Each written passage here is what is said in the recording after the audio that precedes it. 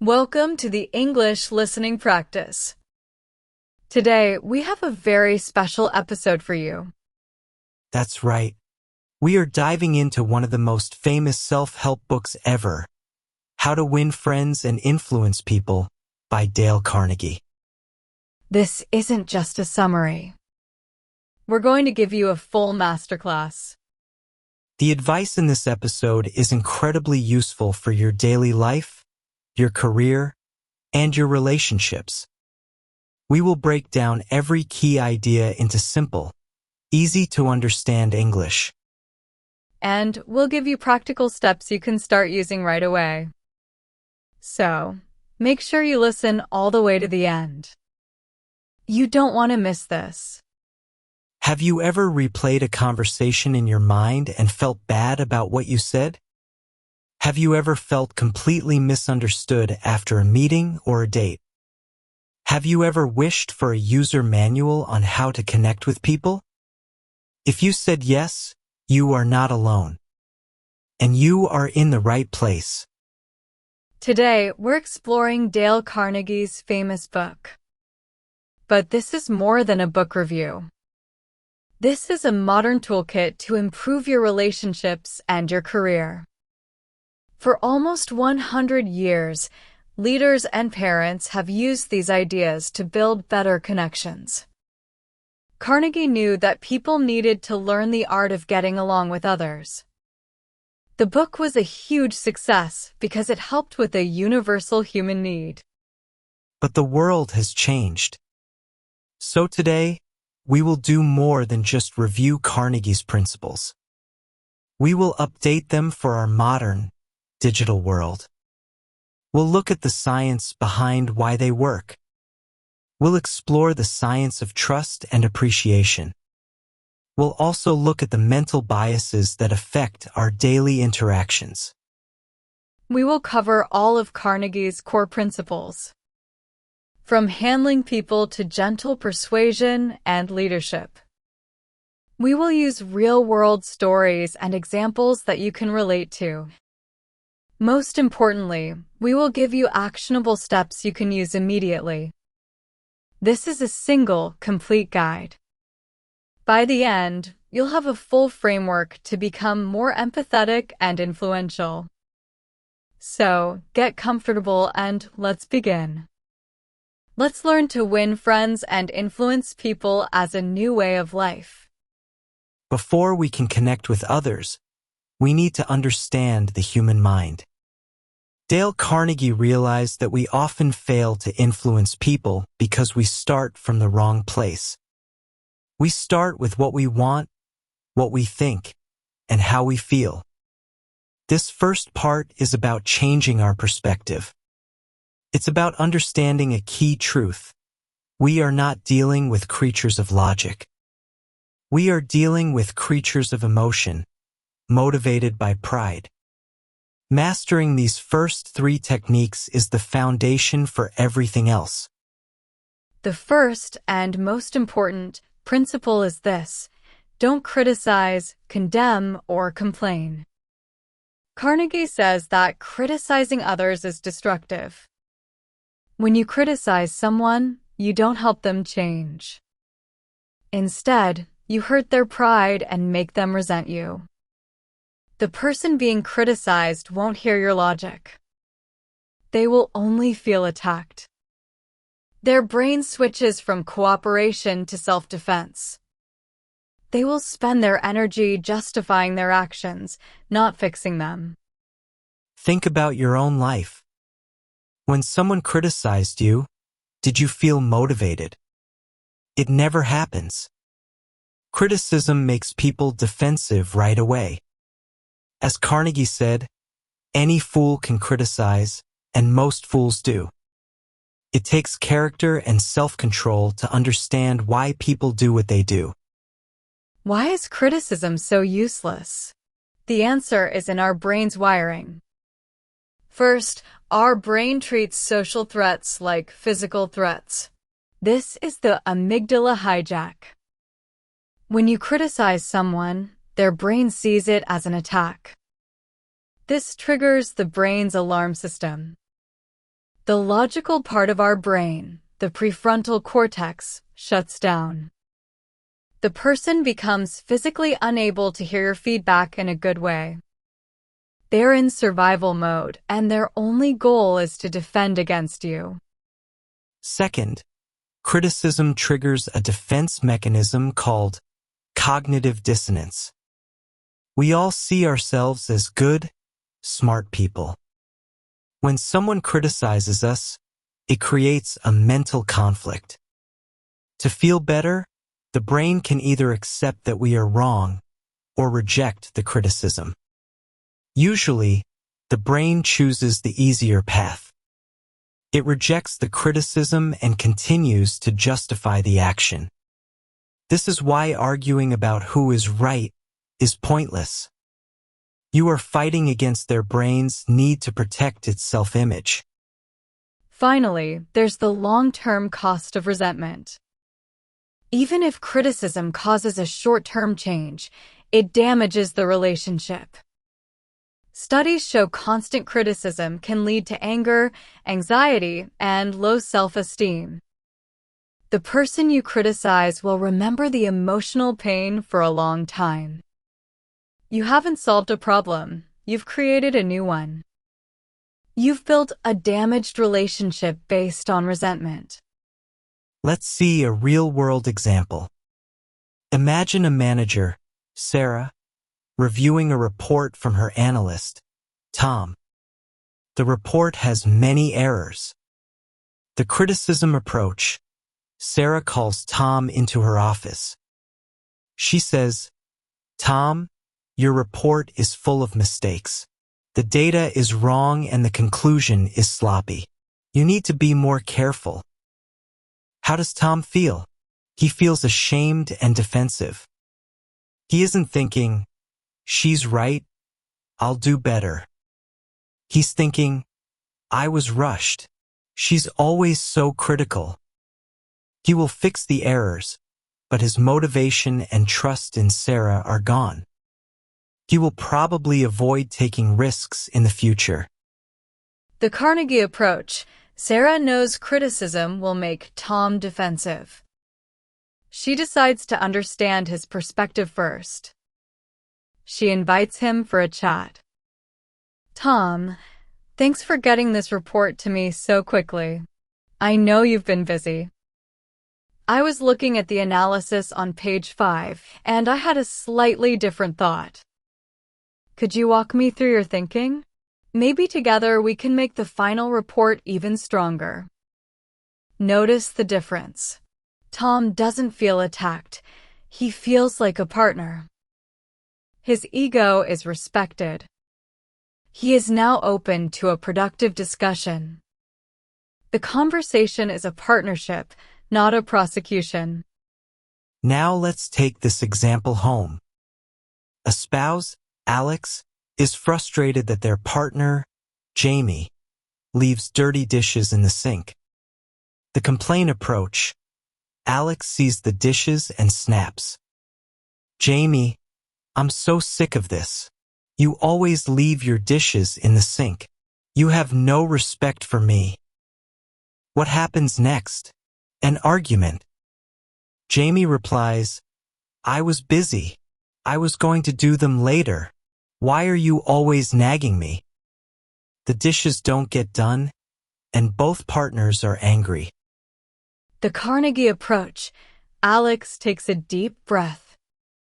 Later, when things are calm, Alex says, "Hey honey, I know you've had a long day.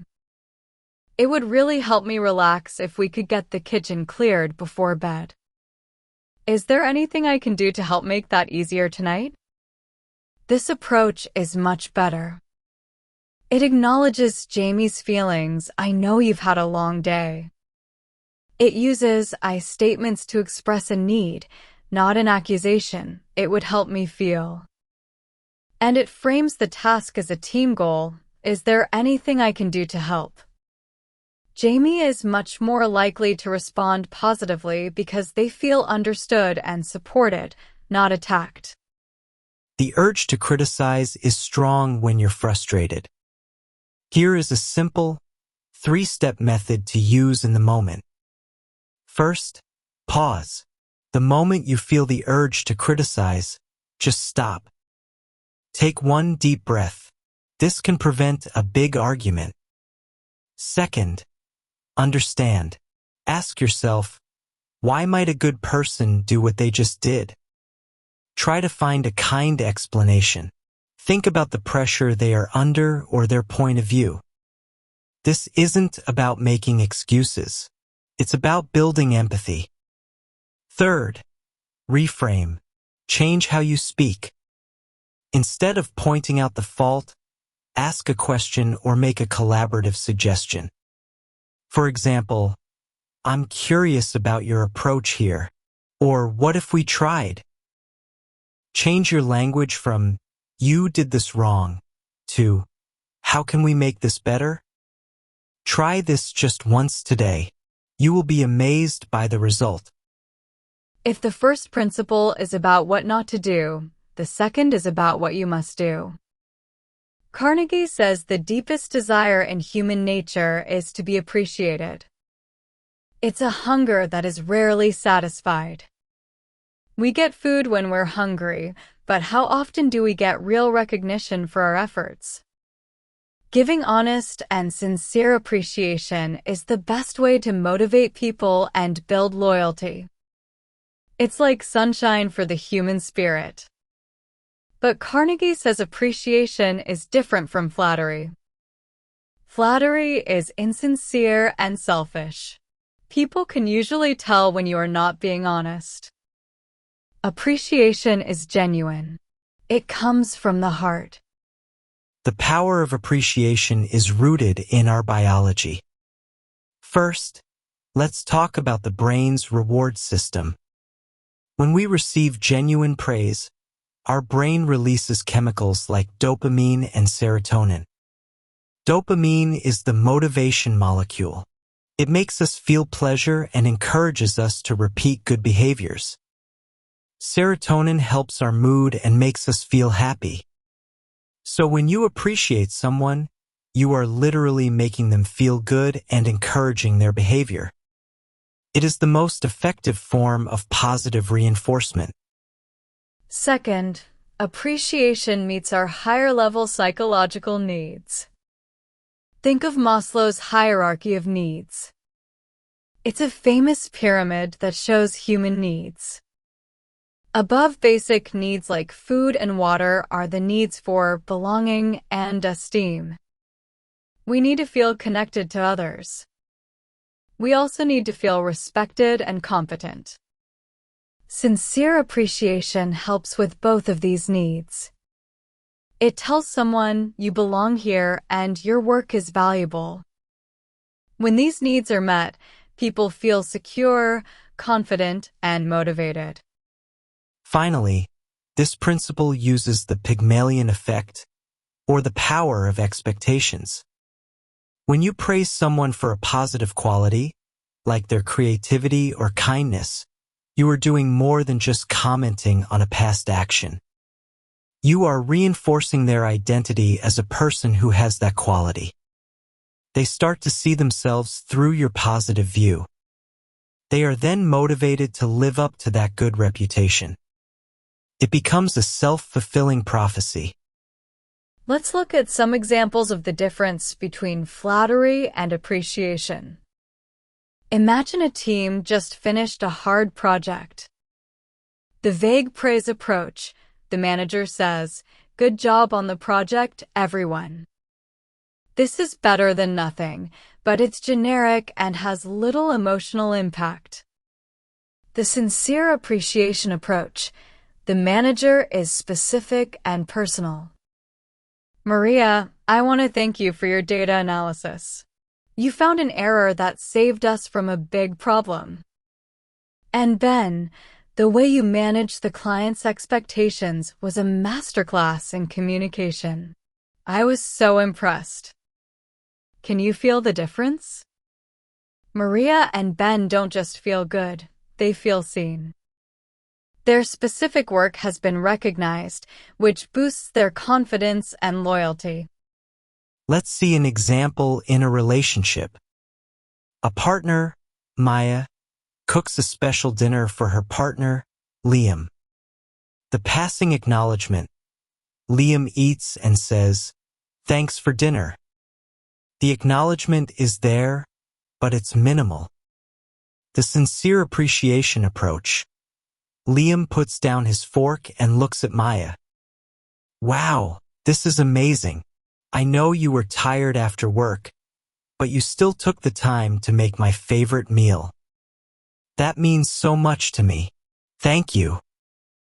This appreciation goes beyond the food. It acknowledges the effort and the thought behind it. It validates Maya as a caring partner. This is the kind of appreciation that builds strong relationships. Here is your mission for the next 24 hours.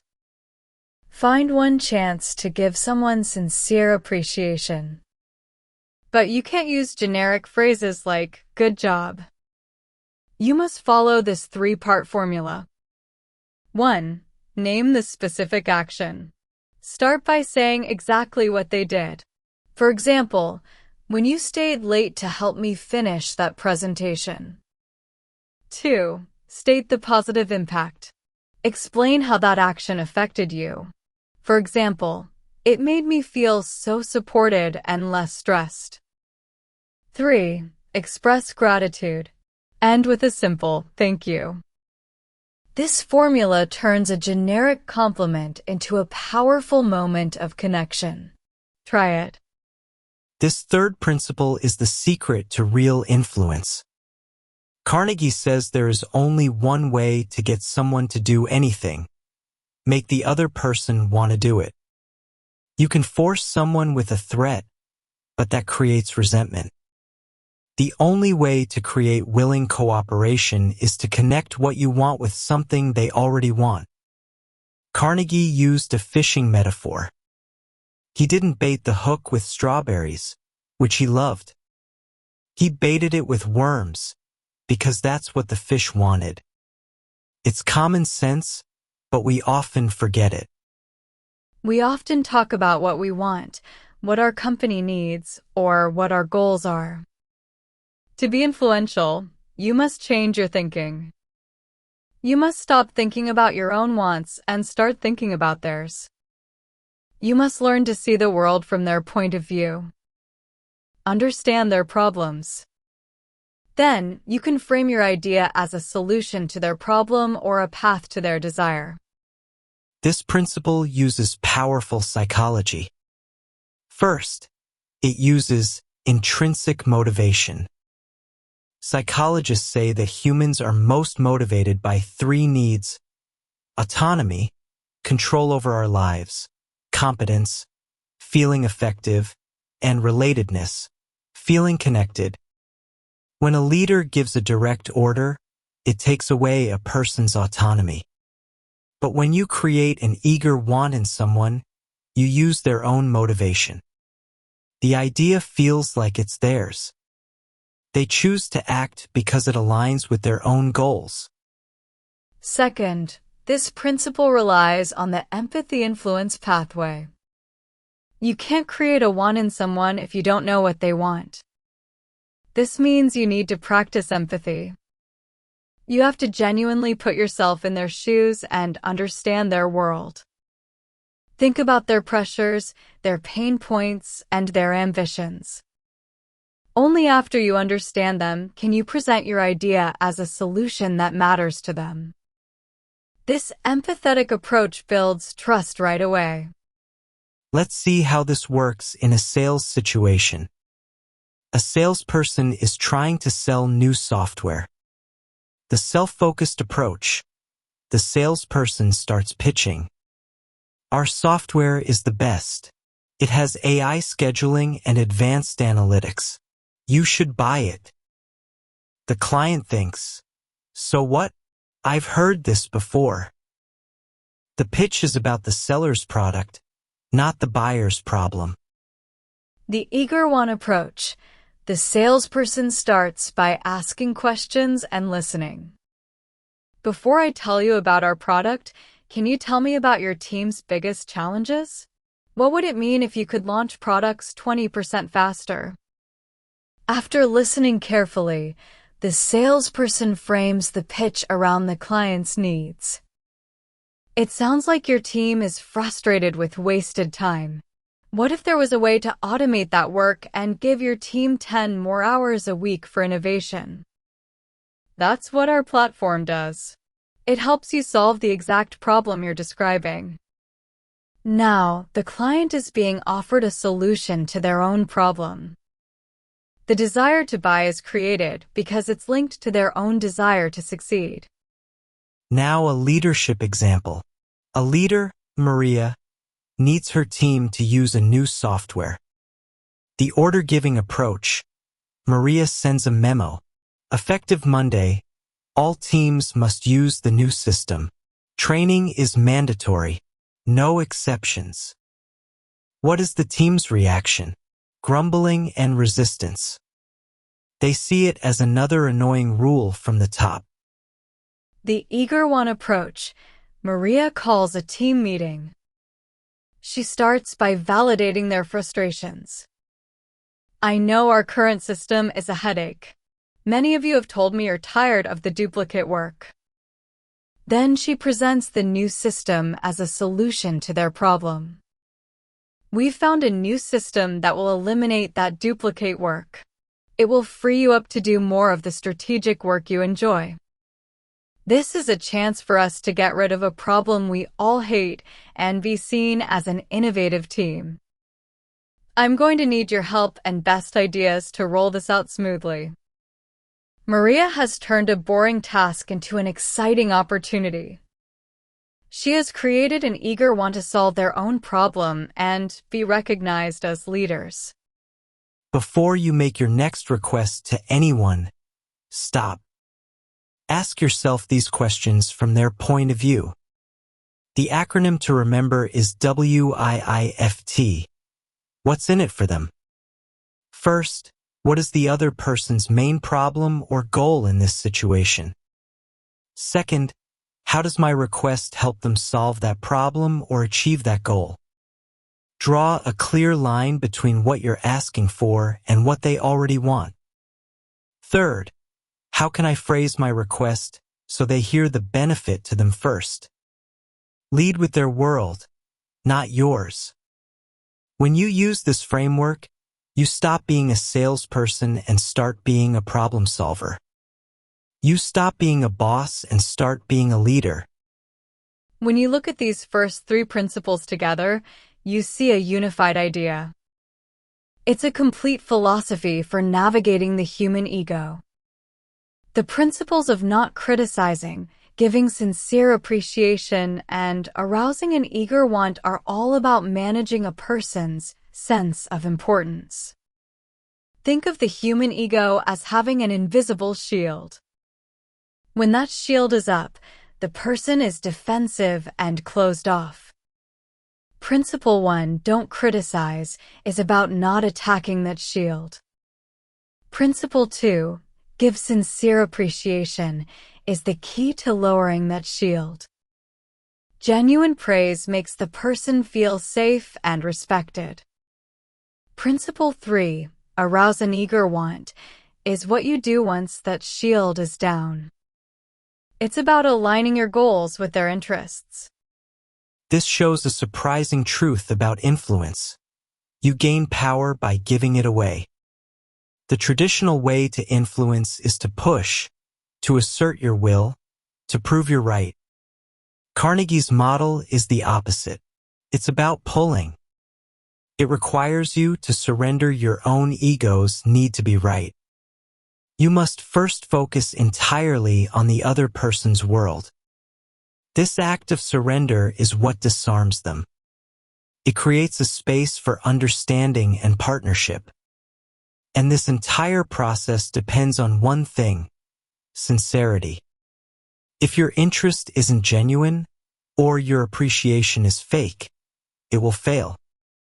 The real work is not mastering a set of tricks, but developing a genuine mindset of curiosity, empathy, and respect.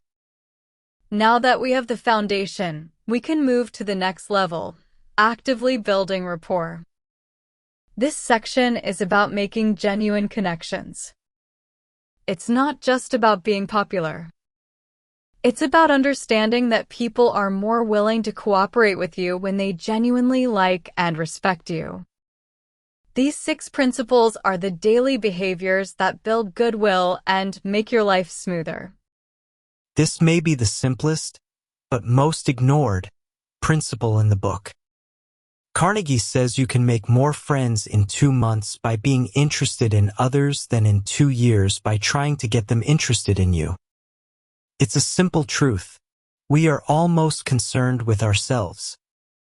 The person who can break out of their own world and show sincere interest in another person is rare and very likable. People are not interested in you. They are interested in themselves.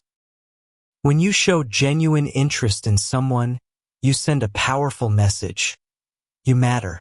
You are important. Almost no one can resist a person who makes them feel that way. The key word is genuine. It must be real. The power of showing interest is based on our psychological needs. First, it's the fastest way to build empathy and connection. When you focus on understanding someone else's experiences, you engage the empathy parts of your brain. Social neuroscience shows that when we truly listen, our brain activity can start to sync with the speaker's brain. This is the biological reason we feel on the same wavelength with someone. It builds a powerful sense of connection and trust. Second, it satisfies the universal human need to be seen and validated. In a world where we often feel invisible, having someone's undivided attention is incredibly validating. It confirms our existence and our worth. This is why a good listener is often seen as a good conversationalist. The person who leaves a conversation where they did most of the talking often feels it was a great conversation. They weren't impressed by what you said. They were impressed by how you made them feel heard. Let's see this in a common situation. You're at a conference and want to meet a senior executive. The self-interested approach. You walk up, give them your card, and start your elevator pitch. Hi, I'm Alex. I work at XYZ Corporation. I'd love to tell you about my work. The executive is polite, but they're looking around the room. You are just another person asking for something. You've made no real connection. The genuinely interested approach. You've done a little research. You walk up and say, Ms. Chun, my name is Alex. I was so impressed by the speech you gave last year on AI. Your point about data really stuck with me. I'm curious, how has your thinking on that topic changed recently? Now, you've done 3 things. You showed you know who she is, you listened to her ideas, and you asked a thoughtful question about her interests. Her whole attitude changes. You are no longer a salesman. You are an interested peer. The conversation that follows will be a real dialogue, not a one-way pitch. For the next week, try a new mindset in every conversation. Pretend you are Sherlock Holmes. Every person you meet is the most interesting person in the world, and they have a fascinating secret. Your job is to figure it out. Assume expertise. Go into every conversation thinking that this person is an expert in something you know nothing about. Your mission is to find out what it is. Ask story questions. Instead of questions with one-word answers, ask questions that invite a story. For example, what's the most interesting challenge you've faced at your job recently? Listen for the spark. Pay attention to what makes their eyes light up. When they talk about something with passion, ask more questions about that topic. Follow their enthusiasm. When you do this, conversations become easy and you will be a very memorable person. This is the simplest, yet most powerful, principle for making a good first impression. A smile costs nothing but creates so much. It happens in a flash, but the memory can last forever. Carnegie says that a simple, genuine smile is a powerful messenger. It says without words, "I like you. You make me happy. I am glad to see you." Think about how a dog makes us feel. They are so excited to see us. A genuine smile has the same effect on humans. It's a universal signal of warmth and safety that invites connection. Importantly, Carnegie notes that a smile is powerful even when it is unseen, like on the phone. It changes your tone of voice. The power of a smile is backed by science. First is the facial feedback hypothesis. This theory says our facial expressions can influence our emotions. The connection is a two-way street. We don't just smile when we're happy. The act of smiling can make us feel happier. It sends signals to your brain that can release mood-boosting chemicals. So, forcing yourself to smile can actually improve your mood. Second, smiles are neurologically contagious. When you see someone smile, mirror neurons in your brain fire up. This makes you want to smile back. It creates an instant, positive feedback loop. Finally, a smile is a powerful social signal of trust and approachability. From an evolutionary perspective, a smile shows you are not a threat. It communicates openness and friendliness, which makes others feel safe.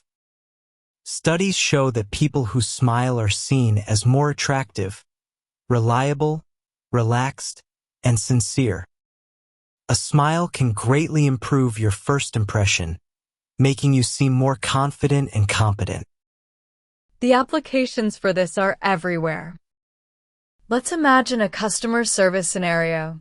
A customer comes to a service desk with a problem. They are already frustrated. The neutral agent. The agent has a neutral or stressed expression. The customer is on guard. The interaction is tense. The smiling agent. The agent looks up, makes eye contact, and offers a genuine, calm smile before the customer speaks. That simple action immediately de-escalates the situation. The smile says, "I'm here to help. We're a team." The customer's tension decreases, and they are more likely to explain their problem calmly.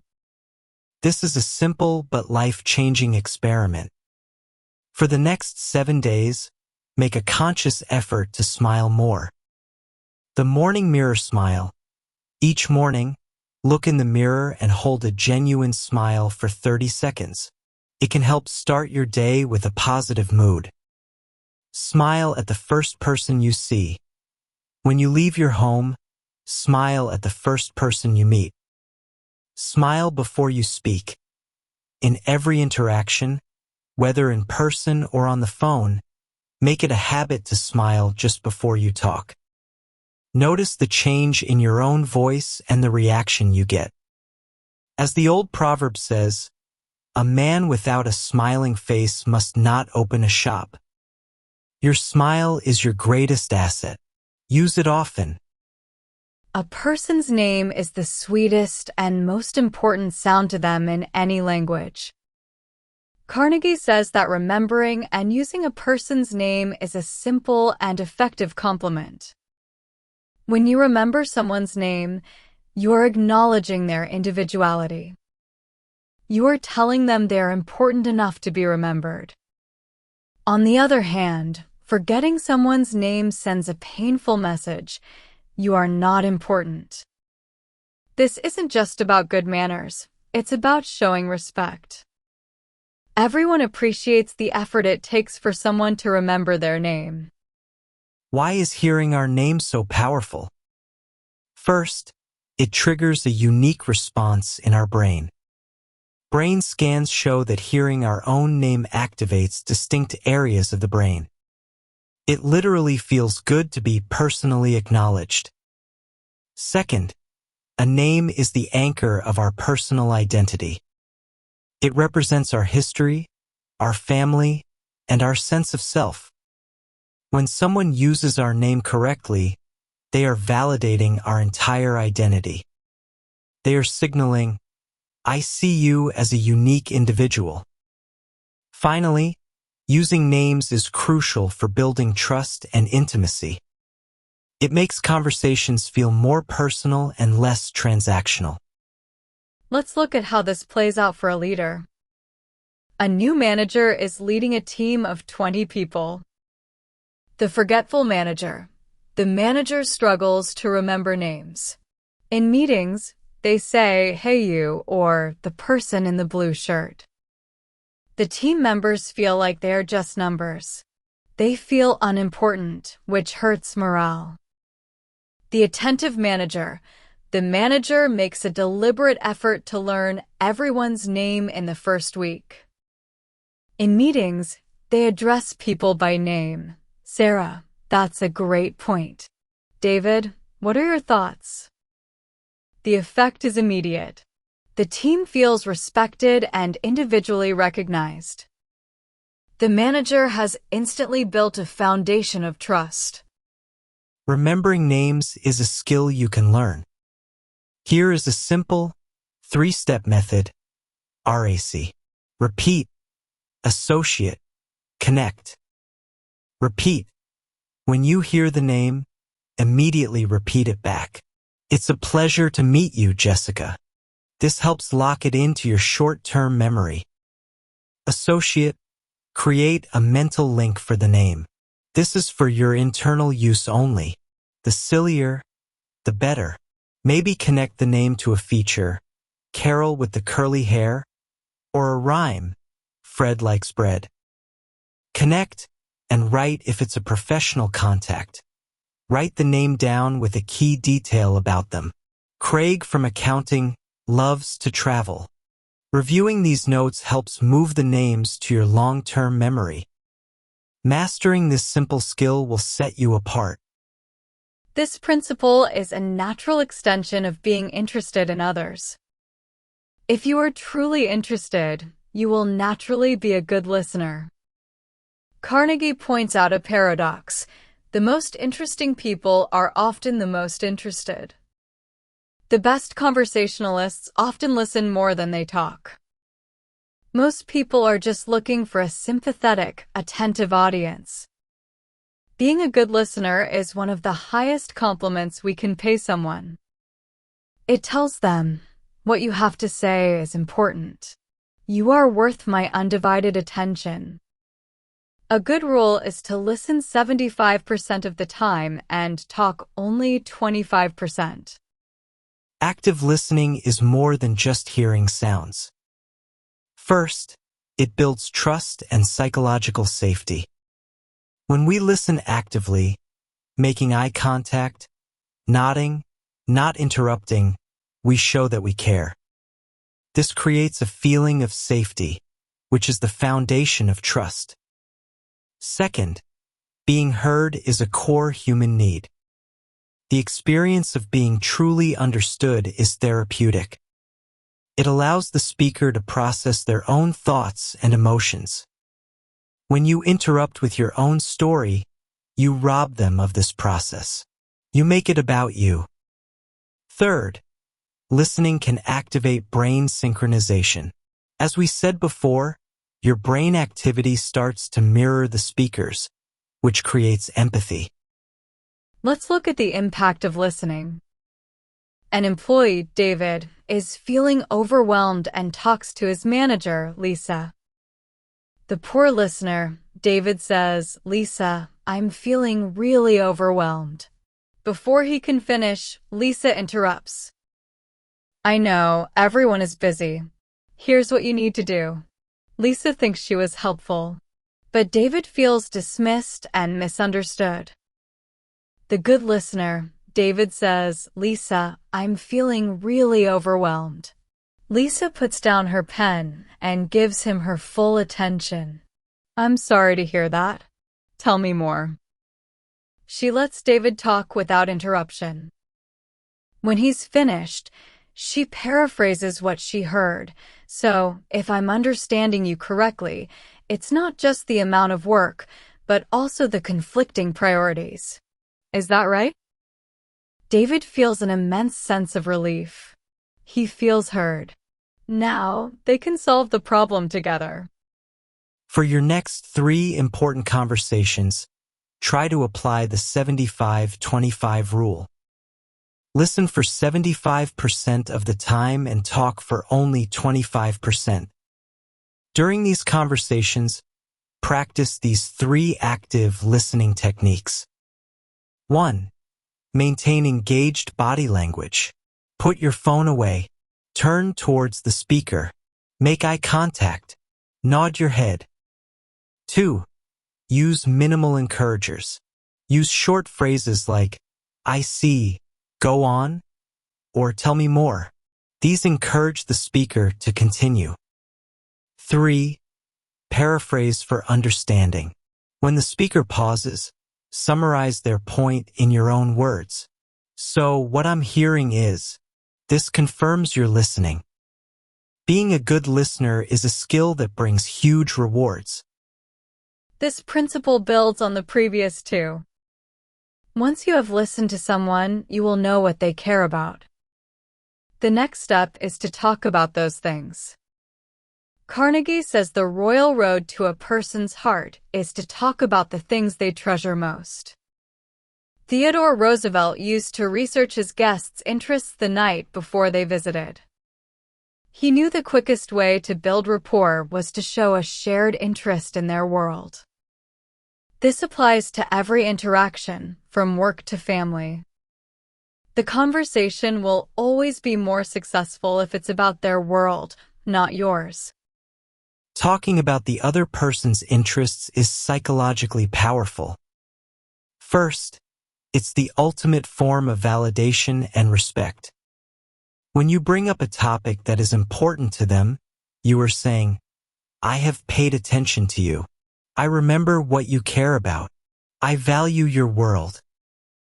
This makes the other person feel important. Second, it allows them to operate in their zone of expertise and passion. Everyone loves to talk about what they know and love.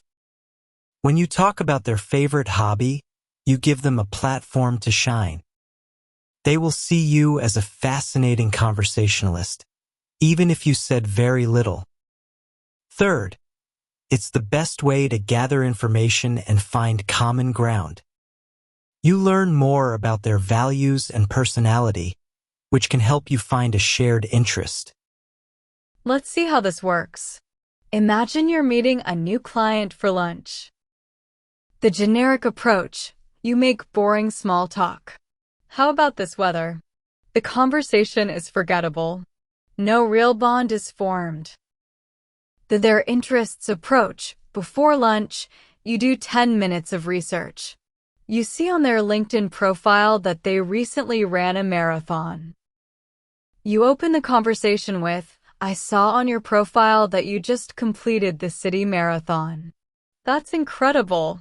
What was the training like?" Immediately, the client's face lights up. You've hit on a passion. You have built an immediate, personal connection that has nothing to do with business. By talking in terms of their interests, you've transformed a boring business meeting into a warm, human connection. Becoming an interest detective is a skill you can practice daily. Be a digital detective. Before any important meeting, spend 5 minutes doing some research. Check their LinkedIn profile or do a quick search. Look for clues about their passions. Be a conversational detective. During a conversation, listen for passion keywords. These are topics they discuss with more energy. When you hear one, ask a curious question about it. Create an interest file. For the key people in your life, keep a small, private note of their interests, their hobbies, their kids' names, their favorite sports team. Reviewing this file before you see them allows you to naturally talk about their interests. This final principle in this section ties back to the human need for appreciation. It's about showing a general sense of respect and value in all your interactions. Carnegie's advice is to live by the golden rule, do unto others as you would have others do unto you. We all want to feel important. We all want to be acknowledged. So, the way to connect with others is to give them that feeling of importance freely and sincerely. This can be done in small ways, using polite phrases, giving your undivided attention, and acknowledging everyone in a room. It's about having a fundamental attitude of respect. And this must be done with absolute sincerity. Making others feel important is psychologically powerful because it feeds their self-esteem. First, it's like making a deposit into their self-esteem bank account. When we are treated with respect, it reinforces a positive self-image.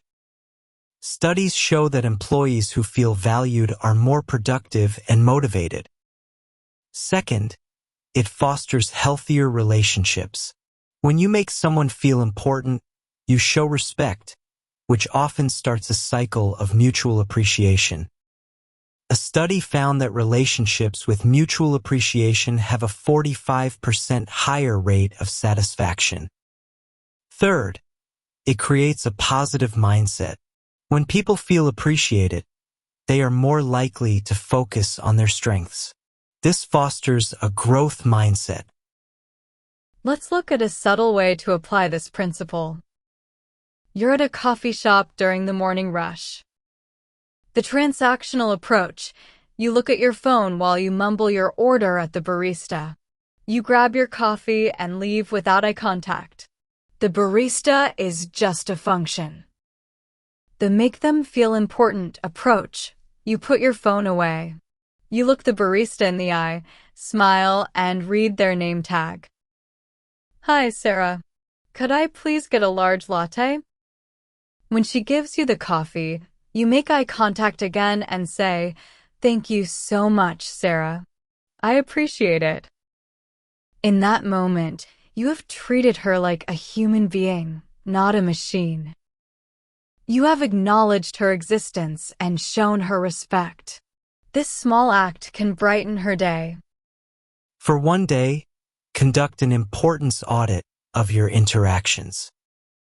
Your goal is to look for opportunities to make others feel important, especially those who are often overlooked. Use names and magic words. Make a point to use the names of servers and cashiers. Use polite phrases like, "Would you mind?" and "Thank you so much for your help." Give undivided attention. When someone is speaking to you, give them your full attention. Put down your phone. Show them that in that moment, they are the most important person to you. Acknowledge the unseen. Look for chances to praise work that goes unnoticed. Thank the IT person or the cleaning staff. These small acts of recognition can have a huge impact. Let's review these 6 principles. They form a clear strategy for building social capital. It starts with being genuinely curious about others.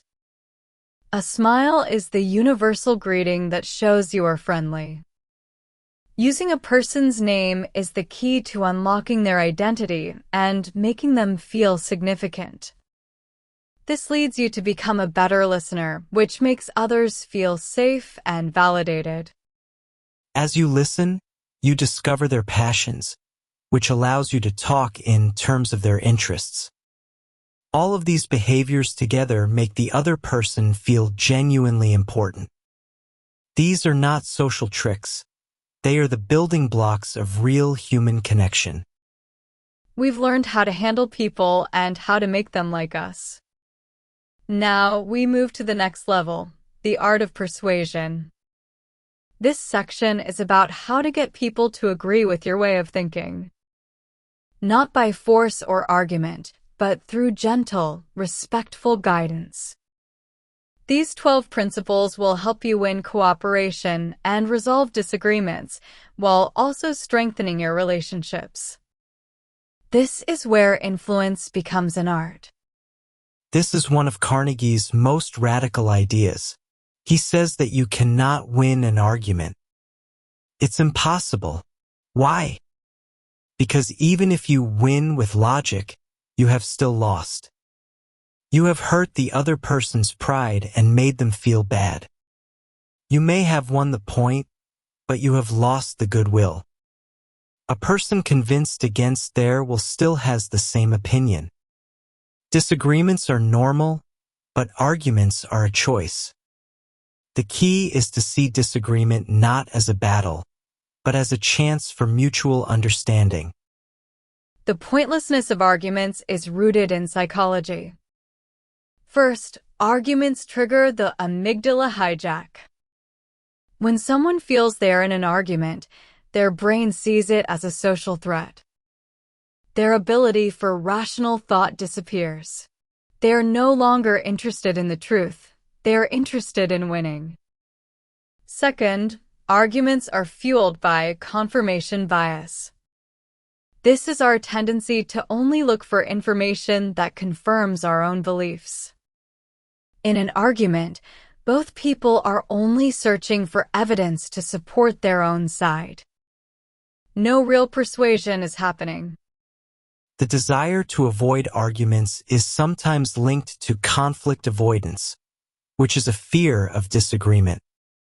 But Carnegie is not telling us to avoid disagreements. Healthy relationships need to address disagreements. The key is to do it in a way that doesn't become a destructive argument. Carnegie's method is a strategy for handling disagreement constructively, not for ignoring it completely. Let's see how this works in a workplace scenario. Two colleagues, Ben and Chloe, disagree about a marketing strategy. Ben wants a traditional ad campaign, and Chloe wants a new social media approach. The argument approach. Ben starts the argument. Chloe, your idea is too risky. We have no data. My approach is proven to work. Chloe feels attacked and argues back. Traditional ads are a waste of money. My idea is innovative. The conversation gets heated. They are digging into their positions. No decision is made, and their working relationship is now damaged. They avoid the argument approach. Ben feels the urge to argue but remembers the principle. Instead of attacking Chloe's idea, he tries to understand it. He says, "Chloe, that's an interesting idea. Help me understand your thinking. What opportunities do you see that I might be missing?" He welcomes the disagreement. Chloe feels respected and explains her reasoning. Ben listens fully. Then he says, "I understand your perspective. My main concern is the budget risk. Is there a way we could combine our ideas? Maybe a small test campaign on social media?" By avoiding a direct fight, Ben has turned a potential argument into a collaborative problem-solving session. They are now partners looking for the best solution. The next time you feel an argument starting, try this 3-step technique. DLT. Diffuse, listen, think. Diffuse. Start by welcoming the disagreement. Say something that values their perspective. "That's a valid point," or "I can see why you feel that way." This immediately reduces the tension. Listen. Let them talk without interruption. Your only job is to listen to understand, not to reply. Think and postpone. After they finish, thank them for sharing their view. "Thank you for explaining that to me." Then, suggest you both take time to think about it. "You've given me a lot to think about. Let's talk again tomorrow." This gives both of you time to cool down. This principle is the practical way to avoid arguments. The fastest way to start an argument is to tell someone, "You're wrong." When you say "you're wrong," you are not just disagreeing with an idea. You are attacking their intelligence and their ego. It's a challenge that immediately makes them defensive. You can also tell people they're wrong with a look or a tone of voice. This principle is about having intellectual humility. Respect the fact that other people's opinions make sense from their perspective. Instead of starting with a contradiction, start by admitting you might be wrong and be willing to examine the facts together. The problem with saying you're wrong is based on the psychology of ego. First, it creates an immediate ego threat. Our beliefs are part of our sense of self. When you attack someone's belief, you are attacking them. This triggers a defensive reaction. The conversation becomes a battle about status, not logic. Second, it completely ignores the other person's subjective reality. No one is ever wrong in their own mind. Their opinions are the logical result of their life experiences and information. A better approach is to be curious about why they hold that opinion. Third, it fosters a fixed mindset. When you declare someone is wrong, there's no room for learning. But if you approach a disagreement with humility, you model a growth mindset and create a collaborative search for the truth. Let's see this in action. An engineer, Maria, is in a meeting. A colleague, Sam, presents a technical solution that Maria thinks is flawed. The "you're wrong" approach. Maria says, "You're wrong about that approach. The system will crash. It's a bad design." Sam is immediately defensive and embarrassed. The meeting becomes a tense debate about who is the smarter engineer. The respectful approach. Maria waits for Sam to finish. Then she says, "Thanks, Sam. I see the elegance in your design. I have a concern about the server load, but I may be missing something. Could you walk me through your assumptions? I want to make sure we're building something that's rock solid." This approach validates Sam's work, expresses concern as her own, admits her own possible mistake, and invites a collaborative discussion. Sam is now open to discussing the issue because his ego is not under attack. Arm yourself with a few diplomatic phrases to disagree without being disagreeable. Instead of "you're wrong," try one of these. "I see it a little differently. Here's my perspective." That's a really interesting point. What leads you to that conclusion? "I can certainly see why you'd feel that way. From my point of view, I might be wrong, but my understanding was." Let's look at this together. I want to make sure we find the best possible solution. Practice using these phrases. They will help you challenge ideas without challenging people. This is the other side of the previous principle. If we expect others to be open to being wrong, we must be willing to do the same. And when we are wrong, Carnegie says, we should admit it immediately and with enthusiasm. There is power in taking responsibility for our mistakes. When you know you're wrong, admitting it quickly disarms the other person. If you are about to be criticized and you criticize yourself first, you take all the fight out of them. It often has the opposite effect of making the other person want to defend you. Admitting your mistakes builds trust, shows humility, and lets you move on to solving the problem. The power of a quick apology is supported by psychology. First, it disarms the opponent and diffuses conflict. When someone is preparing to criticize you, they are angry. By admitting your fault, you remove the reason for their argument. This act of vulnerability can trigger an empathetic response.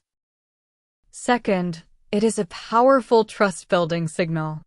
Leaders who admit their mistakes are seen as more trustworthy and self-aware. It shows you value integrity over ego. Third, it provides emotional healing. Hiding a mistake creates guilt and stress. Confessing a mistake is liberating. It allows both people to move on. Let's see this in practice. A customer calls angry because their order was wrong. You check and realize it was your mistake. The defensive approach. The customer yells and you get defensive. Well, are you sure you didn't click the wrong button? This only makes the customer more angry. The quick admission approach. The customer yells. You quickly check and see the error.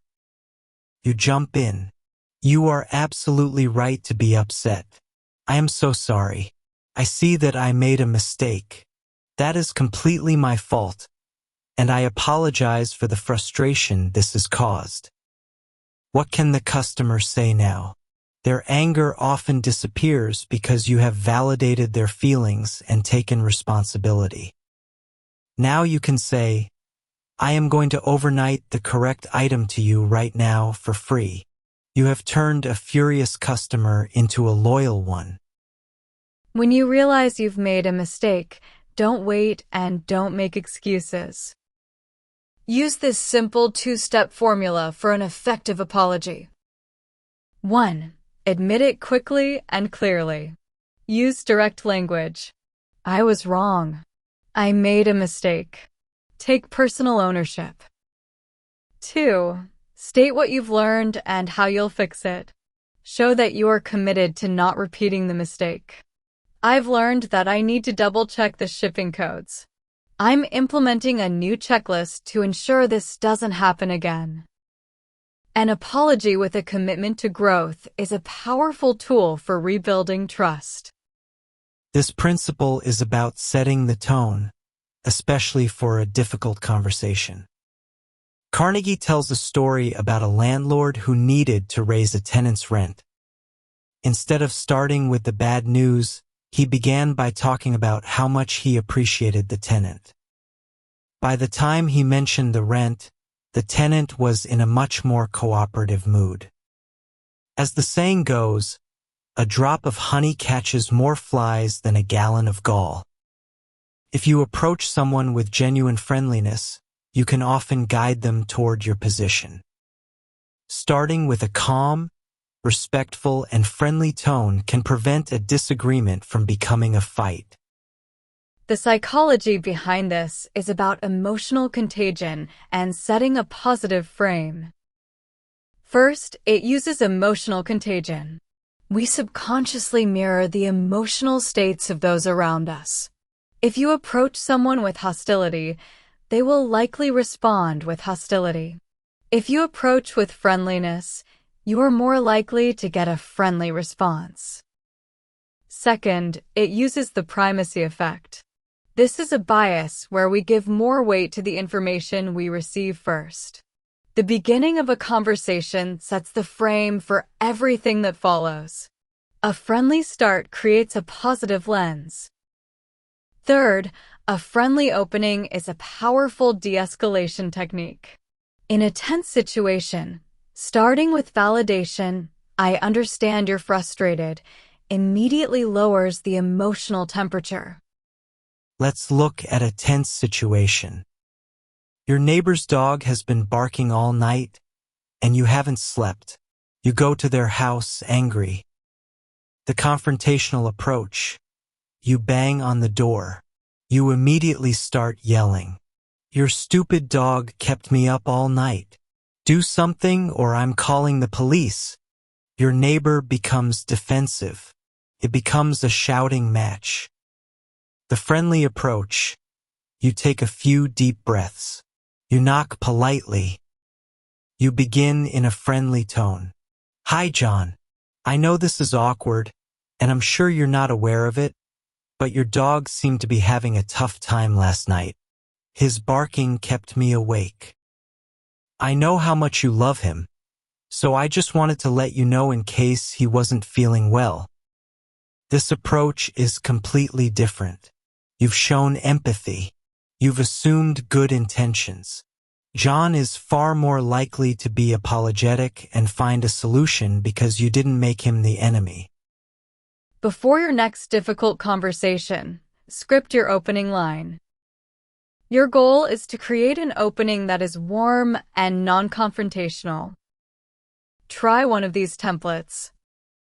The appreciation opener. Sarah, thank you for talking with me.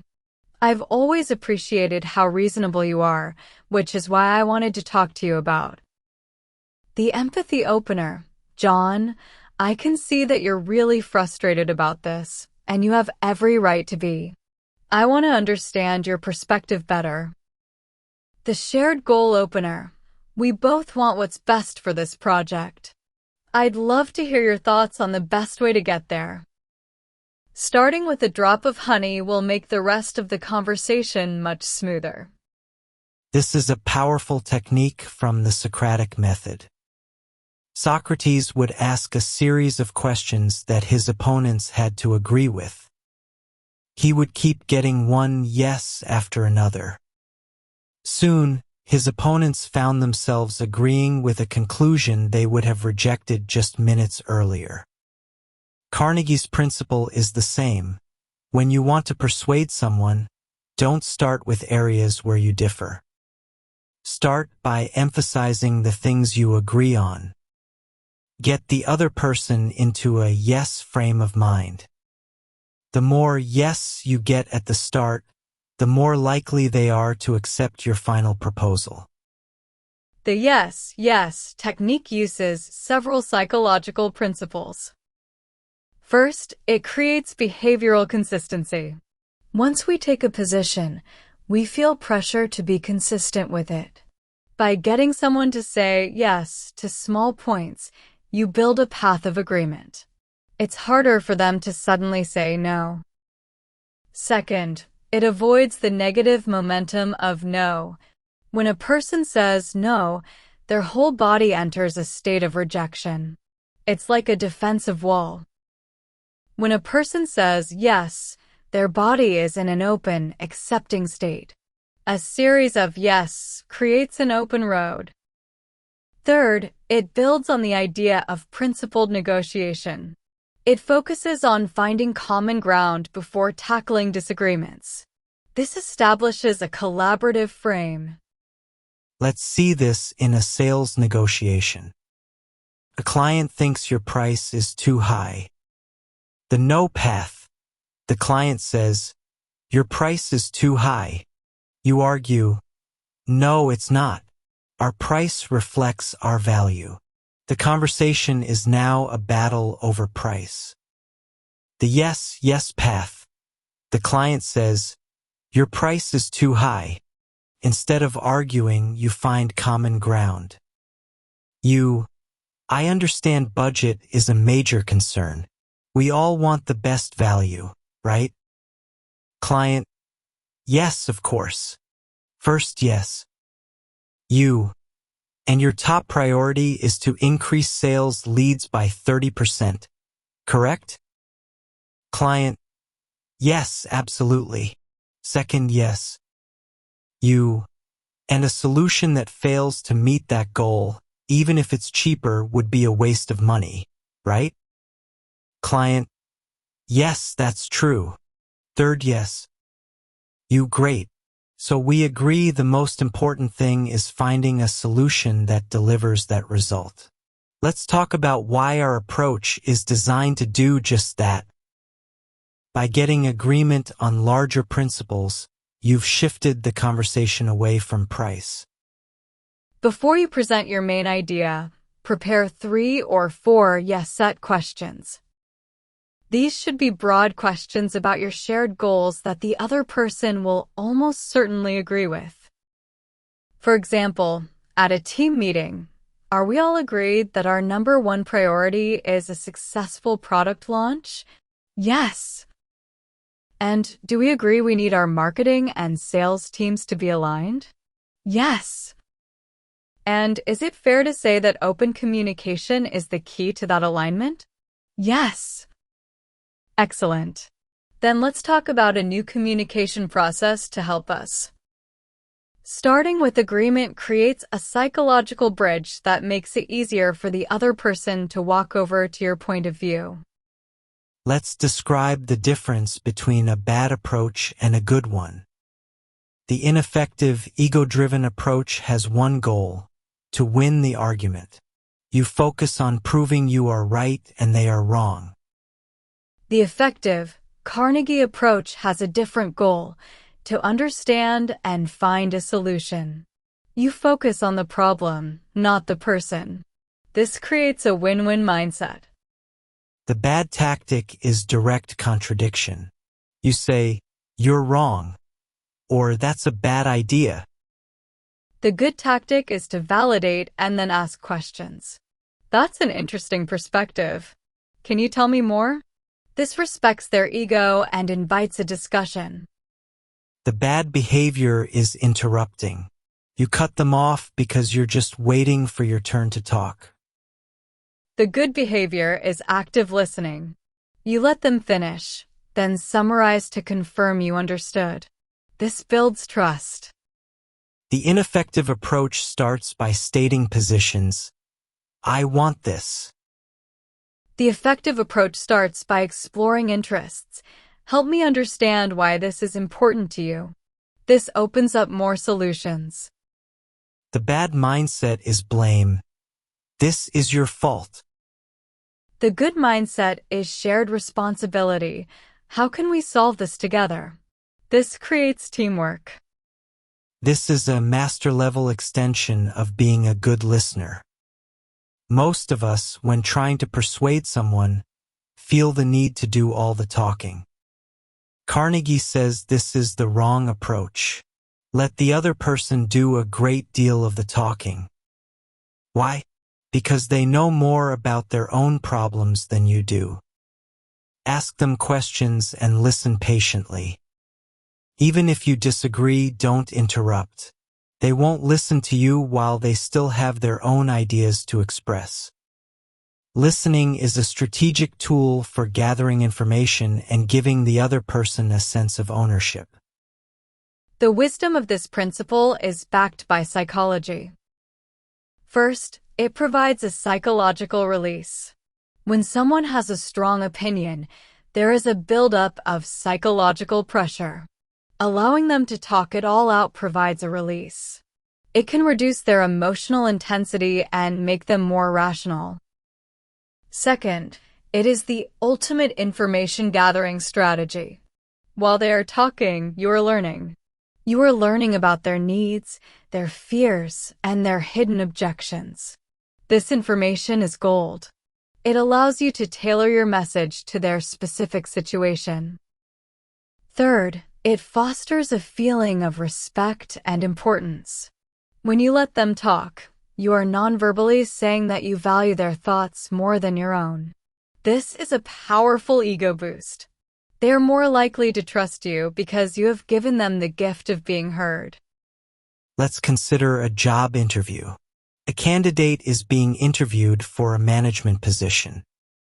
The talker candidate, the interviewer asks, "Tell me about your leadership style." The candidate gives a 10-minute monologue about their accomplishments. They dominate the conversation. The interviewer learns very little about whether they are a good fit. The listener candidate, the interviewer asks, "Tell me about your leadership style."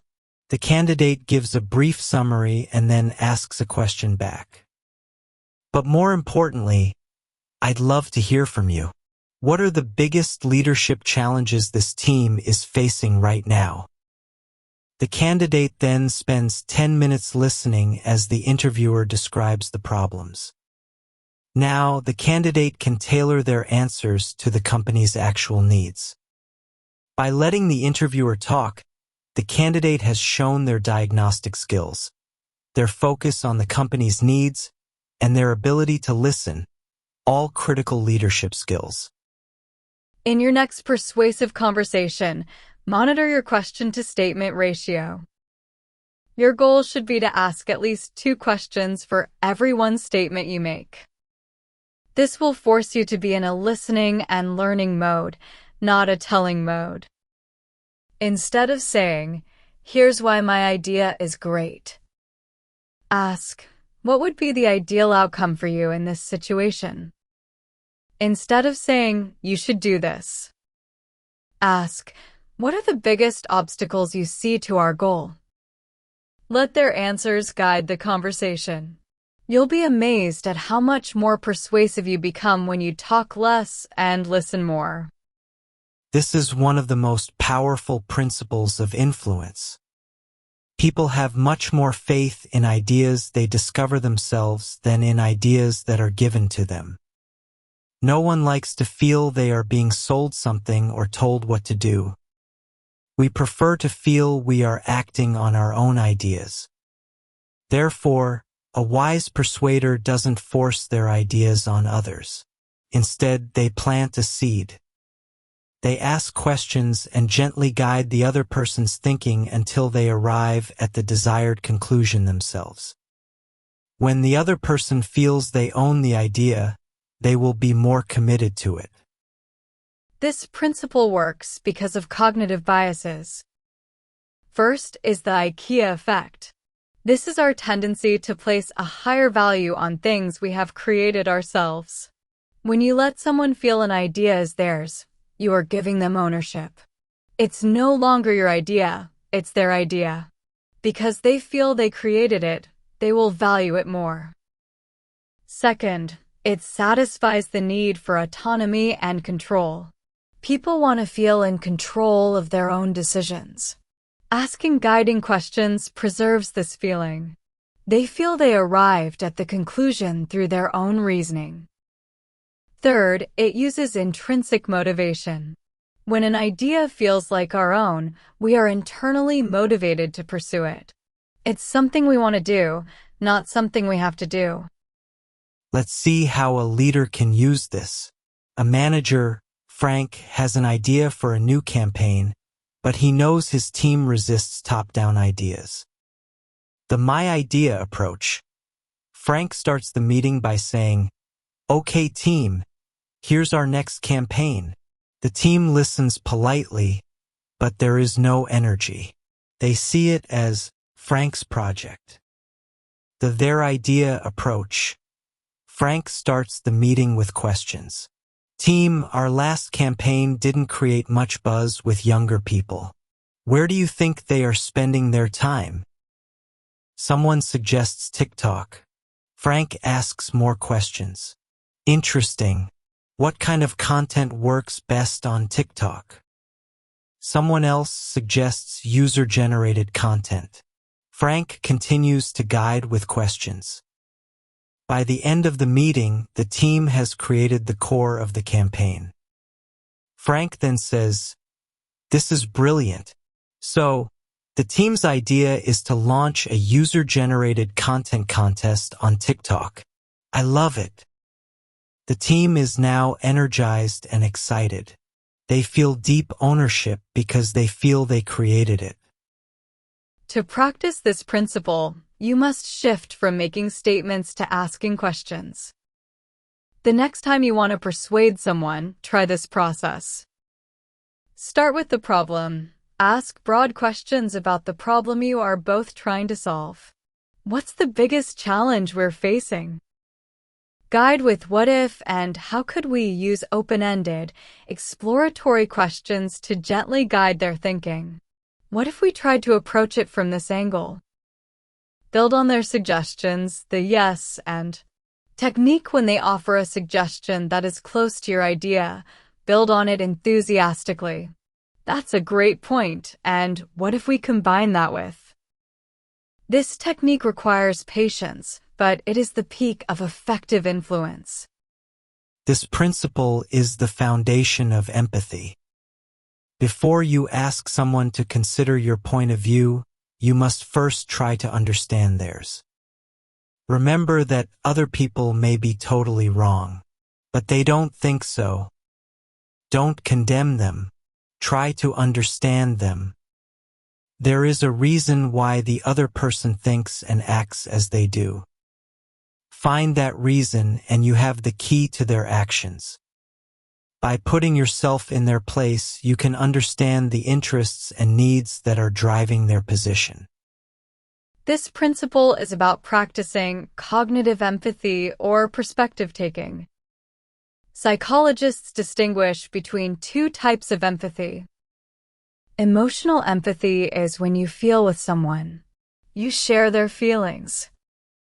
Cognitive empathy is when you understand what someone is thinking and why, even if you don't agree.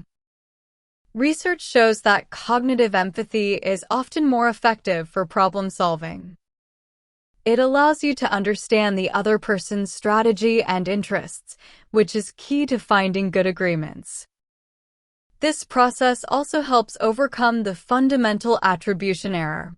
This is our tendency to blame other people's actions on their character. He's lazy, but our own actions on the situation. I was busy. By forcing yourself to see the situation from their perspective, you become more compassionate. Let's look at a classic management-employee conflict. A manager, David, wants his team back in the office. His top performer, Emily, wants to stay remote. The my point of view approach. David only focuses on his perspective. We need you in the office for team collaboration. Emily only focuses on hers. But I'm more productive at home. They are at a dead end. The their point of view approach. David tries to see things from Emily's perspective. He asks, Emily, help me understand what makes working from home so effective for you. Emily explains it helps her focus and gives her better work-life balance. David now understands her interests. Then David shares his perspective. Thank you. My concern is that junior team members don't get to learn from you. Now Emily understands his interests. Because they have both understood the other's point of view, they can find a solution that meets both their needs like a hybrid schedule. The conflict is resolved because they stopped arguing about positions and started understanding interests. Before any negotiation or disagreement, take a moment to do this exercise. On a piece of paper, write two headings, my interests and their interests. Under my interests, list what you truly need. Not your position, but your underlying needs, e.g., I need to feel respected. Under their interests, do your best to list what you believe their underlying needs are. Think from their side. What are their pressures? What are their goals? Entering a conversation with this map of mutual interests will change your approach from fighting to collaborating. This principle is the emotional version of the last one. The last principle was about understanding how a person thinks. This one is about acknowledging how a person feels. Sympathy means showing that you recognize and respect their emotions, even if you don't agree. Carnegie suggests a magic phrase, I don't blame you for feeling as you do. If I were you, I would undoubtedly feel just as you do. This statement is 100% sincere. If you truly were the other person with their mind and experiences, you would feel the same. Showing this sympathetic understanding validates their feelings and ends arguments. This principle is about the power of emotional validation. Validation is acknowledging another person's internal experience as understandable. It is one of the most powerful tools in communication. Validation does not mean agreement. This is very important. You can validate someone's feeling of anger without agreeing that their anger is justified. For example, I can see how incredibly frustrating that must have been for you. When you validate someone's emotions, you are saying, your feelings make sense. This de-escalates emotion. When people feel heard, the emotional intensity often decreases. It builds trust. It shows you are willing to enter their emotional world without judgment. And it opens the door to problem solving. You can't reason with someone who is highly emotional. Validating their feelings helps them move to a more logical state. Let's look at a customer service interaction. A customer's new laptop has stopped working. They are angry and upset.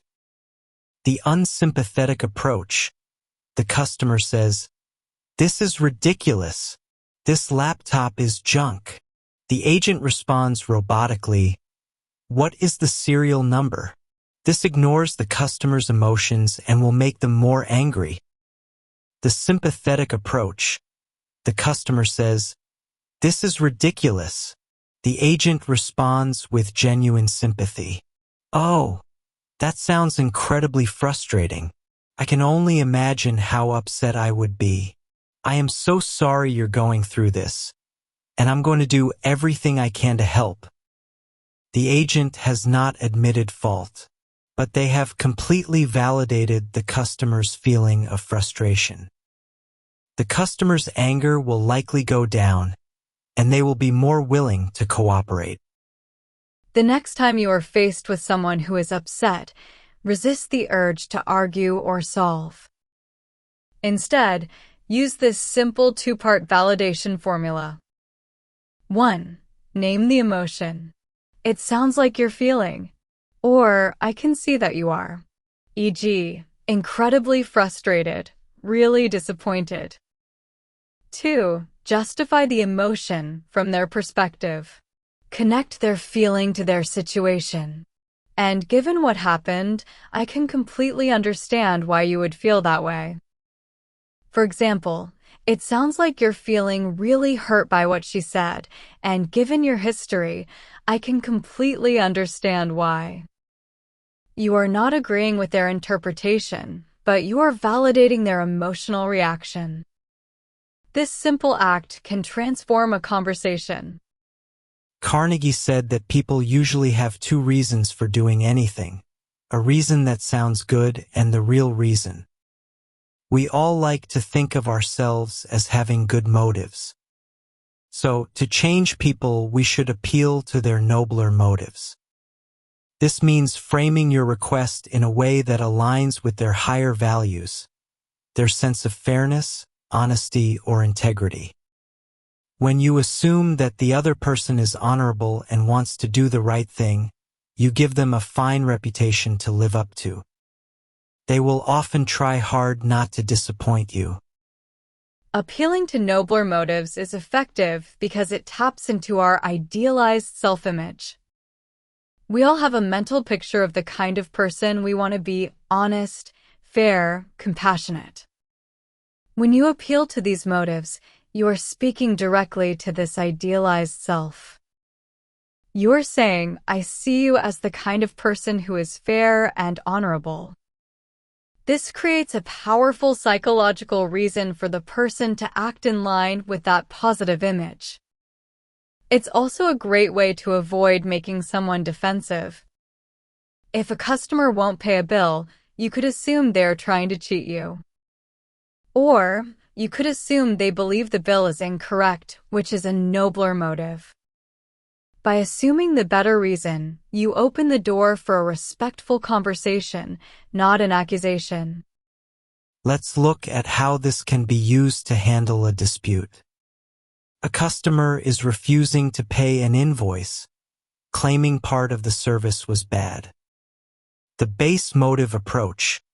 You assume they are trying to cheat you. You say, "Your contract says you have to pay. If you don't, I'm sending this to a collections agency." This is accusatory and will lead to a fight. The noble motive approach. You start by appealing to their sense of fairness. You might say, "Mr. Jones, I'm sure I must have made a mistake. I know you are a man of your word and would only dispute this bill if you genuinely felt there was an issue. Your satisfaction is our top priority. Could you please help me understand where we went wrong so I can make it right? This approach assumes the customer is honest. It gives them a fine reputation to live up to. The customer is now put in the position of being a fair and reasonable person and is more likely to work with you. The next time you need to persuade someone, try framing your request around a noble motive. Instead of, you need to volunteer for the company charity drive. Try, I know how much you care about our community, and I was hoping you'd lend your leadership skills to our charity drive. Instead of, you have to honor the warranty. Try, our company has a reputation for fairness. I'm confident you'll do what is necessary to uphold that reputation. By appealing to the better angels of their nature, you can inspire people to do things a direct demand never could. In today's world, simply stating a truth is not enough to get attention. Carnegie understood you need to dramatize your ideas. This doesn't mean being fake. It means using vivid and compelling ways to present your ideas so they cut through the noise. Whether it's using a surprising statistic, telling a powerful story, or creating a visual demonstration, dramatization makes your ideas more engaging and unforgettable. Dramatization works because it engages more of the brain. First, it uses the power of emotion and storytelling. Our brains are wired to remember stories, not facts. A story engages the emotional centers of the brain, making the information more memorable. You're creating an experience for the listener. Second, it uses visual processing. A huge part of our brain processes visual information. An idea that is seen is often understood more quickly and remembered longer than an idea that is only heard. Third, it creates a pattern interrupt that grabs attention. Our brains filter out the normal and pay attention to the unexpected.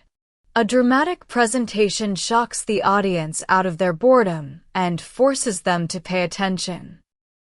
Dramatization is all around us in modern business. Let's imagine you're a marketing agency pitching a new client. The dry approach. Your proposal is a document full of text. It's informative but boring. The dramatized approach. Your proposal is a dynamic, visual document.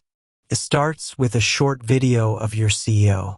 It includes powerful testimonials and images of your past successful campaigns. You use colorful charts and infographics. This proposal doesn't just state your value. It dramatizes it. It is far more persuasive. The next time you need to present an important idea, don't just prepare what you're going to say. Prepare what you're going to show. Ask yourself these questions. What is the core emotion I want my audience to feel? Urgency, excitement, fear. What is a story I can tell that illustrates this idea? What is a visual I can use? A chart, a photo, or a physical prop? How can I use a startling statistic? Instead of, we waste a lot of time, say, we waste 500 hours every week. That's like paying 10 people to do nothing. Dramatize your ideas, and people will not only listen, they will remember. This principle is about using a powerful human motivator, the desire to excel and the love of the game. Carnegie tells the story of a steel mill manager, Charles Schwab. He was struggling to get a shift to increase their production. He didn't yell. He just walked onto the factory floor and wrote the number of heats they had produced, a 6, in chalk on the floor. When the night shift came in, they saw the 6 and were determined to beat it. In the morning, they had erased the 6 and written a 7.